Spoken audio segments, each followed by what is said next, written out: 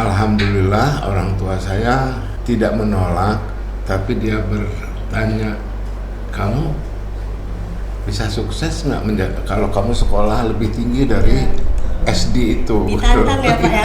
Saya punya cita-cita ingin pada suatu saat bisa menjadi pemimpin, yang pada akhirnya saya termotivasi untuk bagaimana menjadi pemimpin. Tapi nanti pemimpin itu ada syaratnya.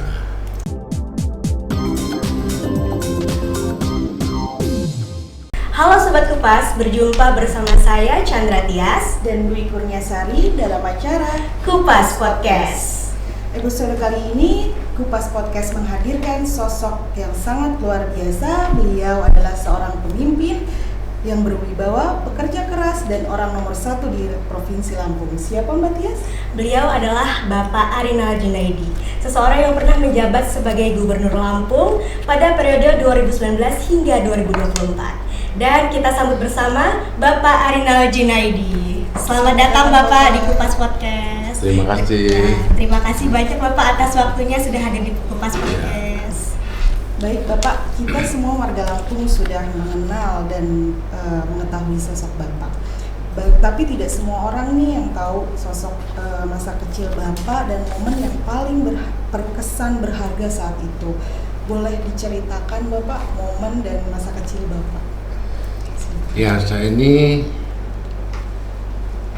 tahun 56 saya lahir. Tahun 60-an saya berada di desa, di kampung, kebetulan di daerah Waikanan,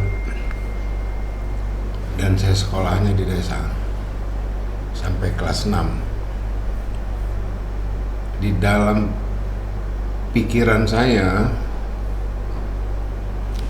kalau lulus nggak ada lagi, karena belum ada SMP atau sekolah yang setingkat di atasnya. Berarti saya akan berada di kampung. Lalu saya jadi apa? Nah, itu yang saya ilhami pada waktu itu, yang saya syukuri sekarang, bahwa saya pada posisi kelas 5 saya sudah berpikir masa depan. Nah, sehingga saya berpikir harus bicara kepada orang tua bahwa saya harus pindah ke Tanjung Karang, jadi belum Bandar Lampung dulu itu. Nah, alhamdulillah orang tua saya tidak menolak, tapi dia bertanya, kamu bisa sukses nggak kalau kamu sekolah lebih tinggi dari SD itu? Ditantang ya Pak ya? Nah, saya bilang bisa, insya Allah.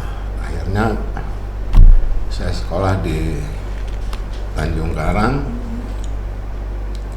Begitu lulus, saya juga ditawarkan, dan saya juga bertanya sekolah yang paling bagus SMP-nya di mana. Nah, akhirnya saya sekolah dan jalan kaki. Luar biasa ya Pak, itu Ya, jalan kaki. saya dari Kampung Sawah tahu ya, ke Rawa Laut ke SMP 2, jadi lebih kurang berapa kilo tuh, udah di atas ya lebih kurang 6-7 kiloan. luar biasa itu Pak. Setiap hari saya lewatnya di jalan Pangeran Antarsari, itu jalan setapak. Iya. Selama 3 tahun. Nah, kemudian setelah saya berhasil lulus SMP, saya berpikir kalau sekolah terus ya membebani orang tua. Nah, saya mendengar sekolah yang dibiayai oleh pemerintah dan langsung masuk pegawai negeri. Itu sekolah pertanian, itu sekolah pertanian menengah atas dulu, itu SPMA. Akhirnya saya masuk di sana. Tapi saya kadang-kadang melihat TV dan membaca, ternyata masih ada yang lebih hebat lagi dari sekolah menengah pertanian itu. Jadi kalau sarjana kan lebih itu. Nah, akhirnya saya bicara lagi sama orang tua. Saya belum mau masuk pegawai negeri. Saya mau terus. Waduh, kata orang tua. Kepikiran Pak orang tua Pak di desa. Saya ini udah tua. Iya. Bagaimana caranya? Ya, yang lain kan disekolahin, masa Iya, saya betul. enggak? Akhirnya kakak-kakak saya yang menyekolahkan saya dan selesai sampai sarjana. Tapi di dalam pengalaman saya itu sudah berpikir mendalami pendidikan tidak cukup, tetapi bagaimana membawa diri, bagaimana bisa berkomunikasi dengan masyarakat dengan baik. Nah, saya berpikir harus berorganisasi. Jadi saya sekolah, kuliah, tapi saya aktif di bidang organisasi. Baik, Bapak. Untuk anak usia 5 SD ya Pak, Bapak Arinal mempunyai pemikiran yang sudah jauh sekali ya Mbak Dwi. Itu menurut kami ya sangat bagus Pak. Ya, tapi kalau mengenai masa kecil nih Pak, kita kembali lagi. Biasanya ada cita-cita Pak sewaktu kecil. Cita-cita Bapak ketika kecil apa itu Pak? Cita-cita saya tidak banyak, tetapi saya bisa membahagiakan orang tua. Orang tua ya Pak yang ada dalam benak Bapak. Dan saya punya cita-cita ingin pada suatu saat bisa menjadi pemimpin. Tapi pemimpinnya tidak harus di mana, tetapi saya adalah orang yang dihargai, dipercayai oleh lingkungan masyarakat dan sekitar. Nah, jadi ternyata saya mampu menjadi pimpinan-pimpinan di organisasi. Ya. Banyak organisasi, saya bukan anggota, tapi saya ketua-ketua organisasi, dan sudah kelihatan bahwa saya itu mampu menjalankan organisasi, dan itulah bakat pemimpin yang membuat saya ingin meneruskan. Tetapi saya akhirnya berpikir pemimpin itu tidak cukup karena kepintaran. Bagaimana bisa membawa diri, bagaimana orang senang, bagaimana kita tidak mengeluarkan biaya, tetapi semua bisa selesai, itu harus jadi orang pandai. Nah, beda antara pintar dan pandai. Iya. Apa bedanya? Kalau orang pintar belum tentu pandai. Orang pandai pasti pintar. Betul. Pintar dicapai melalui pendidikan. Iya. Pandai itu banyak etika,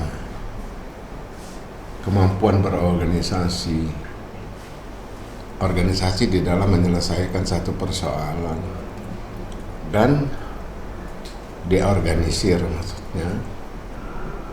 Orang pandai itulah yang disebut orang yang mampu melakukan lobby-lobby, orang yang mampu melakukan bagaimana persoalan yang sulit bisa selesai.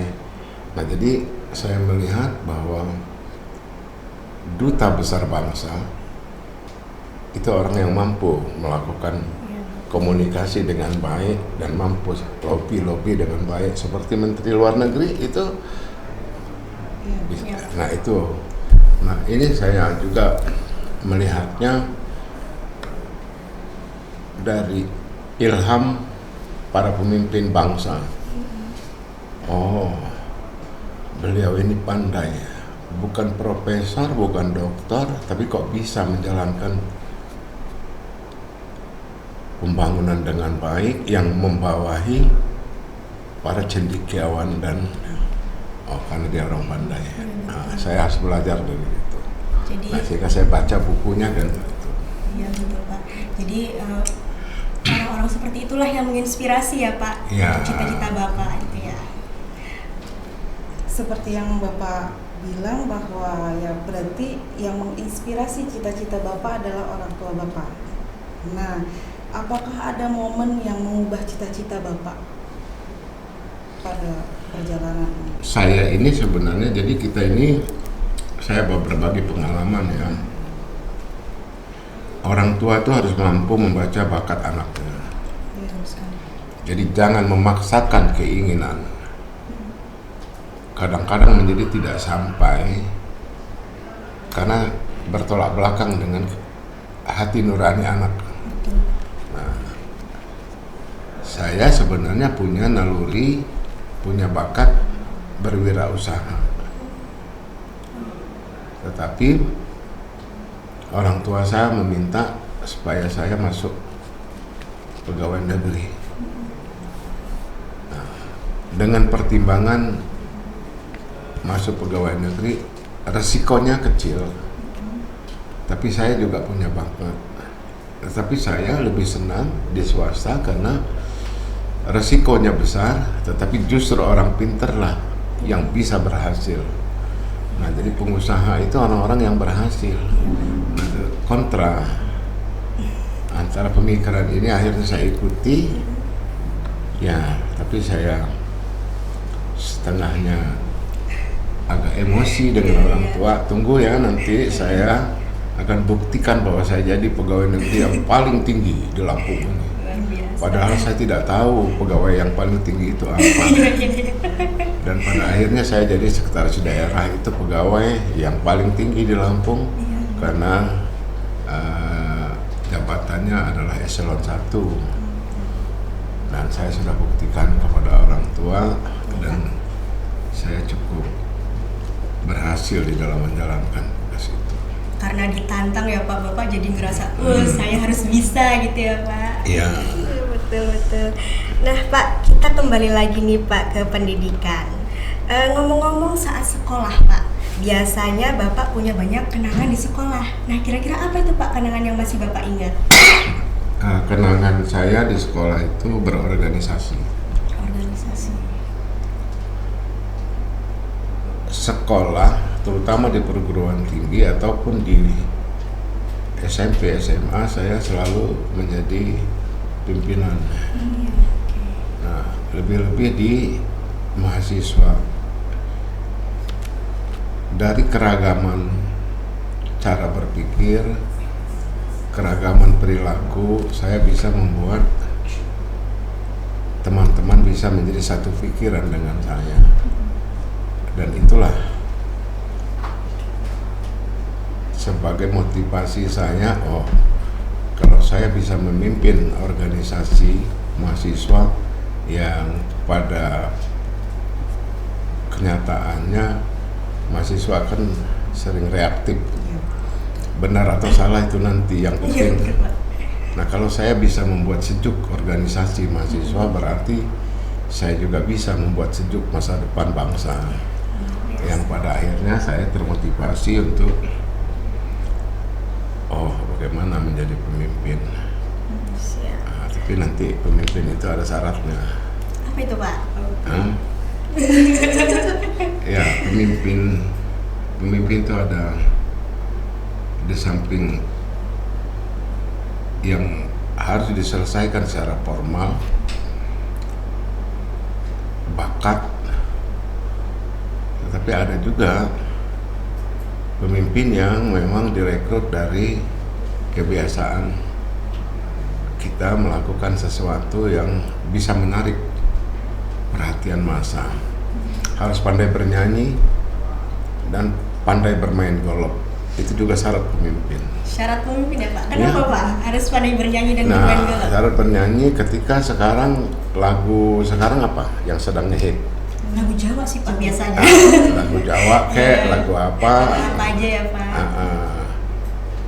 Anda berdua suka lagu itu. Tiba-tiba pada waktu acara apa, saya nyanyikan lagu itu. Dan suara saya memang sesuai dengan lagu itu, dan lagu itu sedang dirindukan.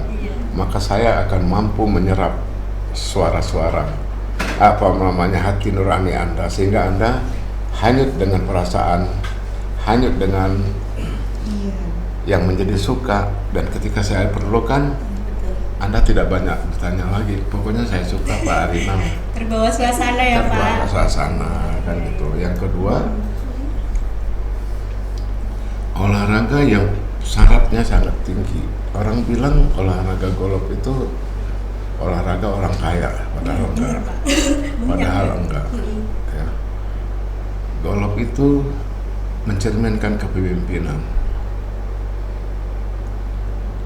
Orang yang bisa bermain di golf itu karena harus sabar.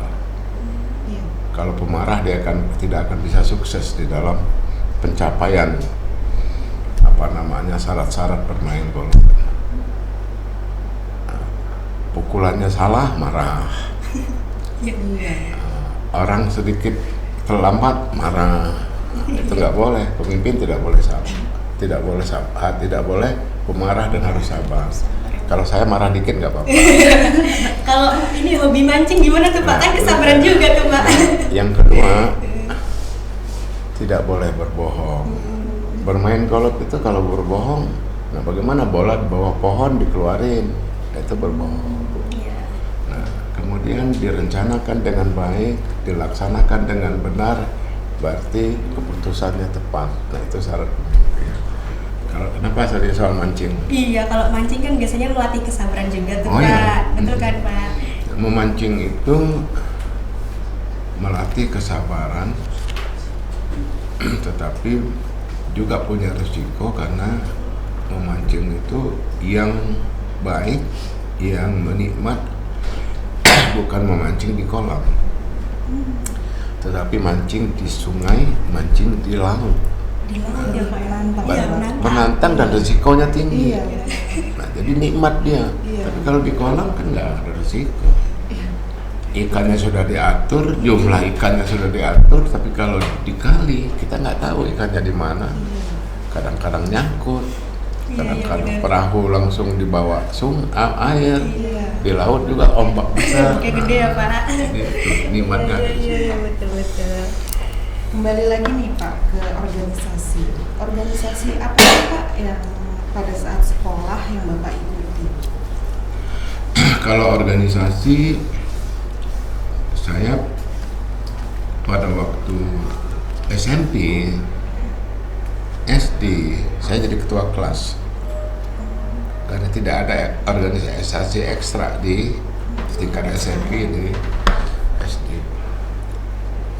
Tetapi saya jadi ketua kelas itu atas permintaan, bukan saya memaksakan kehendak. Sehingga saya sudah menunjukkan pergaulan, saya sudah menunjukkan ringan tangan, saya yang menunjukkan jiwa sosial, itu salah satu. Kemudian begitu di perguruan tinggi, ya saya banyak organisasi. Kalau mau bicara, ingin tahu tentang kenegarawanan, maka Komite Nasional Pemuda Indonesia itu ada di dalam itu pelajarannya. Tapi banyak orang masuk KNPI, dia selesai pengurusan, dia nggak paham kemana. Kalau mau berpolitik di Angkatan Muda Pembaharuan Angkatan Muda Pembaharuan Indonesia, saya pernah di AMPI waktu itu. Tapi jadi mahasiswa harus dimulai juga mendalami bukan hanya pendidikan tetapi keagamaan. Nah, saya di HMI dalam suasana yang sama waktunya, tetapi untuk mengetahui organisasi yang memang suasananya lebih reaktif, saya juga di Pemuda Pancasila. Nah, ini semua bisa saya lakukan, dan pada akhirnya saya juga ingin mempelajari bagaimana manusia yang profesional. Maka saya masuk dan jadi pengurus Persatuan Insinyur Indonesia. Himpunan dari organisasi itu yang membuat saya bisa menjadi ketua partai sekarang. Sekarang sebagai ketua Golkar. Ya. Bekal itulah di samping ilmu pengetahuan, bekal berorganisasi dan selalu berdoa untuk berbuat baik, bekerja dengan penuh keikhlasan demi bangsa, maka saya dimudahkan Tuhan menjadi gubernur tanpa mengeluarkan hal-hal yang kontra. Wong tahu kok saya orang miskin kok iso jadi gubernur. Iya, dari desa ya Pak ya, perjalanannya. Ya dari desa perjalanannya tadi ya. Luar biasa sekali Bapak.